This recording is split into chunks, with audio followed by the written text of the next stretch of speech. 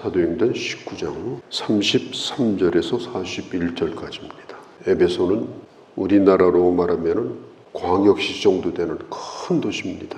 지금도 에베소에 가면은 그 유적이 그대로 남아 있습니다. 특별히 에베소에서 눈에 띄는 것이 뭐냐면 불가사의, 세계적인 불가사의라고 여겨지는 신전의 기둥이 지금 남아 있어요. 그 기둥이 뭐냐면 아데미 신전 기둥입니다. 건물이 얼마나 큰가는 남아있는 주춧돌을 가지고 예측을 하잖아요. 얼마나 넓은가 하면은 축구장보다 넓습니다. 신전 크기가. 아테네에 가면은 파르테논 신전이 있는데요. 그런데 그 신전의 4배 정도가 되는 크기니까 그게 바로 이 아데미 신전이에요. 그 아데미라는 게 뭐냐면 그들이 섬기는 그 신의 이름입니다. 그러니까 마케도니아 이 그리스 지역은 신화의 나라잖아요. 온통 모든 게 다 신화입니다. 제우스라고 하는 신이 남매 쌍둥이를 낳았는데 쌍둥이 가운데 여자가 누군가 하면은 바로 아데미입니다. 라틴어로 다이아나라고 부릅니다. 남자는 아폴로, 여자는 아데미. 이 가슴에 뭐가 주렁주렁 달려 있어요. 우유병 같은 게. 그게 뭔가 여러 가지 이론이 분분한데 부유와 다산, 이 세상에서 부유하게 사는 것을 상징하는, 번영을 상징하는 그런 표시입니다. 그래서 그 아데미 신을 섬기는 에베소 사람들은 그걸 자랑으로 여겼어요. 우리 에베소는 아데미 신을 모시고 있다. 어마어마한 신전을 가지고 있다. 그런 자부심을 가지고 있었어요. 그런데 사도 바울이 와서 복음을 전합니다. 23절에 그때쯤 되어 이 도로 말미암아 이렇게 얘기했어요. 이 도. 바울이 전한 게 뭐냐? 이 도를 전했어요. 두란노 성원에서 하나님의 말씀을 집중적으로 전하고 바울에게 훈련받은 사람들이 에베소에 퍼져가지고 복음을 전하자 많은 사람이 주님 앞으로 돌아올 때 그때 바울이 선포한 복음이 뭐냐면은 이 도예요. 십자가의 도입니다. 창조주 하나님과 그 아들 예수 그리스도를 보내신 하나님 그리고 구원자 예수 그리스도를 전하게 됐어요. 그렇게 하자 그 우상의 도시에서 우상을 섬기는 책자들을 사람들이 산더미처럼 가지고 나와서 다 불을 태웁니다. 장정 품삯 5만 배에 해당되는 금액이에요. 책이 뭐예요? 사상입니다. 사상. 책이 뭐예요? 철학입니다. 우리나라의 주사파들, 이 북한을 동경하고 신봉하는 이 사회주의 사상을 가진 사람들이 이 사람들은 북한하고 가까운 사람들이에요. 왜 가까워졌는지 아세요? 북한 갔다 와서 가까워진 게 아니에요. 그런 책을 읽어서 가까워진 거예요. 책이 사람을 변화시킵니다. 사회주의 책자 3권만 제대로 공부하면 전부 주사파가 됩니다. 그래서 젊었을 때 그 책을 읽었던 사람들이 지금 장관도 되고 국회의원도 되고 판사도 되고 이렇게 하니까 지금 나라가 어지러운 거예요. 지금 이 사람들이 책을 불태웠다고 하는 것은 자기의 잘못된 사상을 정리했다는 뜻이에요. 머릿속에 있는 잘못된 철학을 완전히 청산했다는 뜻이에요. 그렇게 하고 사도 바울이 에베소를 떠날 때쯤이 됐을 때 그가 새로운 비전을 갖게 되는데 예루살렘에 갈 것이다. 첫 번째. 두 번째, 예루살렘을 거쳐서 로마로 갈 것이다. 사람은 일생을 살면서 끊임없이 새로운 것에 눈을 뜨는 과정입니다. 사람이 한 번에 눈 뜨는 게 아니에요. 어떤 일을 겪으면서 어떤 것을 배우면서 점점 눈이 밝아지고 새로운 세상에 대한 꿈을 갖게 되고 바울이 처음부터 로마를 꿈꾼 게 아니에요. 마게도니아를 돌면서 그 찬란한 문명과 문화를 보면서 그리고 이 모든 길이 로마로 통해 있다는 것을 봤어요. 로마의 영향력. 그러면서 그가 내가 결국 가서 복음을 전할 것은 로마다. 로마에 가서 복음을 전하지 않으면 땅끝까지 복음은 어렵다. 그가 그런 결론을 내리고 에베소 전도를 끝날 쯤 그가 로마에 대한 꿈을 비로소 갖게 됩니다. 우리가 계속해서 보겠습니다마는 로마로 가는 길은 정말 험했습니다. 그것도 자유의 몸으로 가지를 못하고 그는 죄수의 몸으로 갔어요. 그리고 거기 가서 자유롭게 복음을 전한 게 아닙니다. 대부분은 감금을 당했고 나중에는 그가 거기서 순교를 당했어요.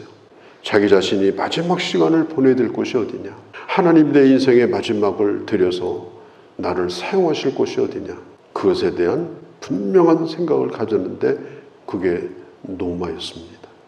이제 그런 생각을 가지고 예루살렘으로 출발할 때쯤 됐을 때에 성경에 보면 우리가 어제 보았죠. 하나님의 말씀이 흥황하여 졌다.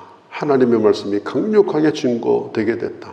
강력하게 증거되게 되면 세상이 긴장을 하게 됩니다. 교회가 가만히 있고 그리고 잠자고 있고 이러면 세상은 긴장하지 않아요. 그냥 있으나만 하고 교회가 있는가 보다 그래요. 그런데 교회가 복음을 전하면, 교회가 하나님의 말씀을 강력하게 증거하면 그때부터는 핍박이 일어나는 거예요. 에베소에 큰 핍박이 일어납니다.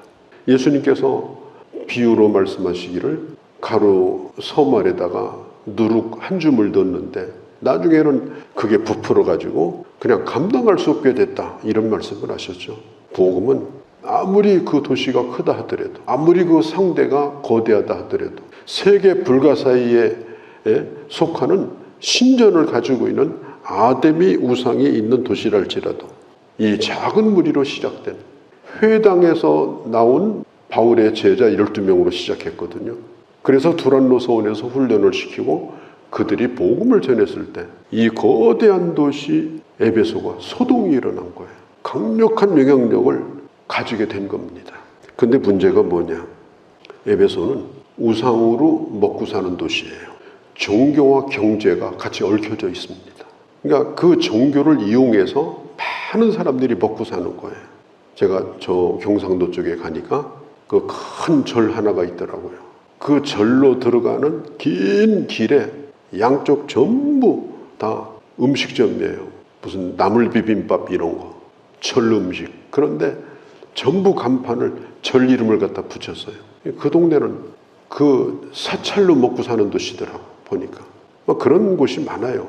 그러니까 종교가 경제와 결합되어 가지고 그 도시를 먹여 살리는 그런 곳. 우리나라도 그렇지만 이 에베소는 그 도시 전체가 그랬어요. 그런데 그 도시에 아마도 무슨 노동조합장인지 상가 번영회 회장인지 잘 모르겠습니다만은 데메드리오라는 사람이 있었어요.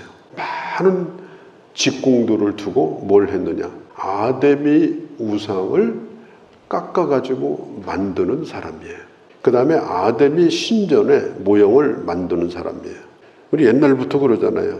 점집에 가서 그 점 치는 거 복채 안 깎습니다. 달라는 대로 줘야 돼요. 부적 안 깎아요. 무당이 깎아주면 돼요. 이거 1,000만 원짜리인데 내가 깎아서 500만 원에 해준다. 그런데 이거 능력은 1,000만 원짜리다. 이러면요, 막 그냥 아이고 감사합니다 그러고 500만 원에 사거든요. 그러니까 무당이 깎아주는 거예요. 그러니까 이 데메드리오가 큰 회사를 가지고 있었어요. 그거 만드는 회사를. 에베소에서 제일 큰. 그리고 이건 부르는 게 값이에요. 장사가 얼마나 잘 됐겠어요. 근데 바울이 와가지고 뭘 하느냐, 사람이 만든 것은 신이 아니다 이렇게 전했어요. 아데미 우상이라고 말하지도 않았어요. 사람이 만든 것은 신이 아니다. 또 한 가지는 하나님은 사람이 만든 집에 거하는 분이 아니다. 하나님은 사람이 만든 것이 아니라 스스로 계신 분이다. 하나님은 원인이 있는 분이 아니라 하나님 자신이 이 세상을 창조하신 원인이 되시는 분이 하나님이다. 이걸 전했습니다. 에베소에 있는 사람들이 가만히 들어보니까 신전의 크기가 신의 크기가 아니라는 걸 알게 됐어요. 우상 섬기는 사람들은요, 산에다 큰 집 지어놓고 뭐 어마어마한 돌덩어리 갖다 세워놓고 뭐 몇 칸짜리 무슨 뭐 대웅전이 있고, 그 신전의 크기가 자기들의 신의 크기라고 착각을 해요. 우리 예수 믿는 사람도 그렇게 하면 안 됩니다. 뭐 우리 교회는 건물이 몇 평이고 교인이 몇 명 모이고 뭐 이런 예산이 얼마고, 그래서 우리 교회는 큰 하나님 섬긴다. 절간에 큰 스님 있듯이 우리 교회 목사님은 큰 목사님이다. 이게 도대체 어디서 나온 얘기입니까? 그게 우상 섬기는 거예요. 건물의 크기와 신전의 크기가 우상의 크기를 말해준다고 하는 게 이렇게 우상숭배입니다. 잘못하면 기독교도 그렇게 될 수가 있어요. 그래서 이 사도 바울이 전합니다. 26절에 보니까 수많은 사람들에게 권유하여 말하기를 사람의 손으로 만든 것은 신이 아니라, 지금 누가 그 얘기를 해요? 바울이 하는 얘기가 아니고 데메드리오가 하는 얘기예요. 그대들도 보고 들은 것이라. 26절에. 그러니까 이미 에베소 사람들이 그 얘기를 다 들었어요. 그러면서 무슨 일이 생겼느냐? 많은 사람들이 아데미를 섬기는 그 일에서 떠나갔습니다. 사람들이 책을 불태우니까, 그리고 우상이 안 팔려. 27절에 보니까 우리의 이 영업이, 기가 막힌 얘기예요. 이들은 영업을 하고 있었던 거예요. 입으로는 종교를 부르짖었어요. 아데미 신을 부르짖었어요. 자네거나 아데미 신을 말했어요. 그런데 실제로는 이 사람들은 영업을 한 거예요. 영업이 천하여질 위험이 있으니, 이미 천하여졌다는 것도 데메드리오는 인정을 했어요. 가짜는 자기 자신이 가짜라는 걸 압니다. 이단 섬기는 교주들 전부 자기가 가짜라는 거 압니다. 나중에 감옥에 들어가면 꼴이 내려요. 영업 끝. 이단들은 다 영업을 하는 거예요. 우리가 분명히 알아야 될 게 있습니다. 오늘 많은 사람들이 뭐 교회가 어렵다, 교회가 힘들다, 이런 얘기를 많이 합니다. 그러니까 가만히 생각해 보세요. 복음이 어려워졌습니까? 복음이 빛을 잃었습니까? 하나님의 능력이 사라졌습니까? 무슨 복음의 가치가 떨어졌습니까? 지금 어렵다는 얘기를 왜 하는 겁니까? 교회 운영이 어렵다는 거예요. 교회 운영이 어려우니까 복음도 어려워지고 예수 믿는 것도 우습게 되어버리고 사람들이 교회를 안 알아준다. 그럼 교회가 뭐 한 거예요? 기독교는 사설 종교단체가 아니에요. 교회는 헌금 걷어서 영업하는 데가 아닙니다. 물론 어려움도 있을 수가 있고 힘든 일도 있을 수가 있습니다.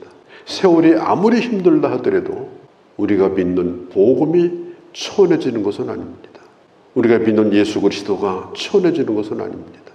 오늘 성경에 있는 대로 23절에 이 도로 말미암아 적은 소수의 무리가 살아계신 예수 그리스도의 복음을 전했고, 그들은 변화된 삶을 통하여 그 시대의 누룩처럼 이 시대를 변화시켰습니다. 무슨 교회 영업이 어려워졌어요? 왜 어렵다는 말을 합니까? 왜 뒤에서 이상한 얘기를 합니까? 복음을 전할 생각은 하지 아니하고 우리에게 주신 이 본분을 다하려고 하지 아니하고 왜 교회를 세상적인 단체와 같이 여기고 심지어 이 빚을 어떻게 갚을 겁니까? 그걸 어디서 배우는지 난 모르겠어요. 그 안에 무슨 복음이 있어요? 거기에 무슨 능력이 있어요? 예수 그리스도로 말미암아서 주님 오시는 그날까지 우리가 교회를 남겨놓고 가는 게 아니잖아요. 건물을. 개인적으로 주님 만날 거고, 그리고 주님 오시면 이 세상의 교회는 다 사라지는 거예요. 우리 형편이 어떻든지 간에 우리는 복음이 천해지면 안 됩니다. 그리고 교회도 그 가치를 잃어버리면 안 돼요.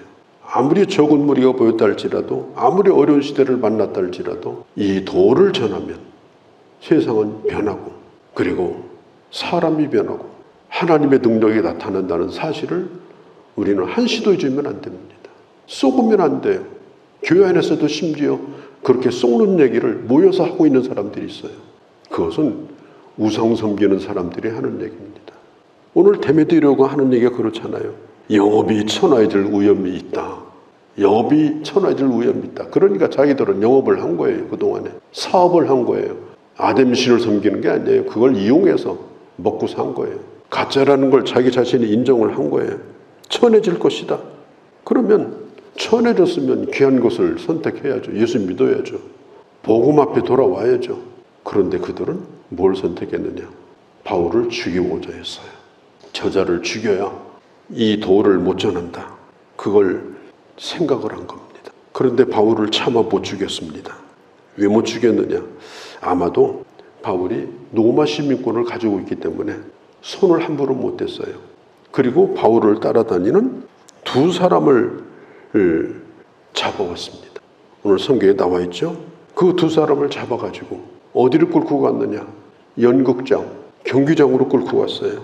에베소의 경기장이 대단합니다. 저도 거기 가본 적이 있는데 그 앞에서 노래도 불렀어요. 한 25,000석이 되는데요.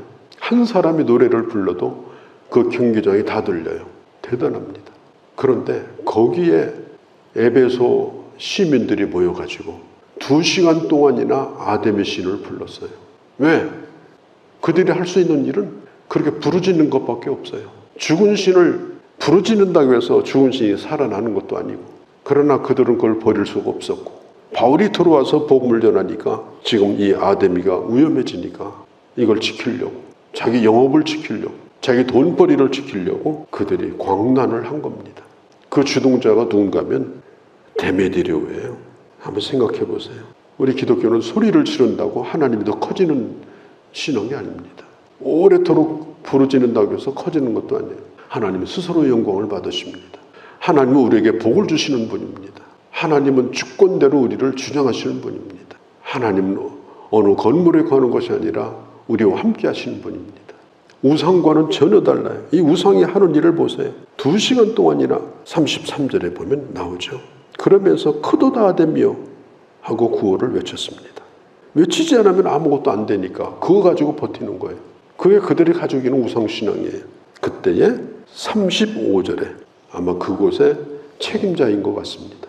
이 사람이 나타나서 얘기를 합니다. 에베소 시민들이요, 우리 도시가 위대한 아담의 여신과 하늘에서 내린 그 신상을 모신 그 신전의 수호자인 것을 모르는 사람이 어디 있겠습니까?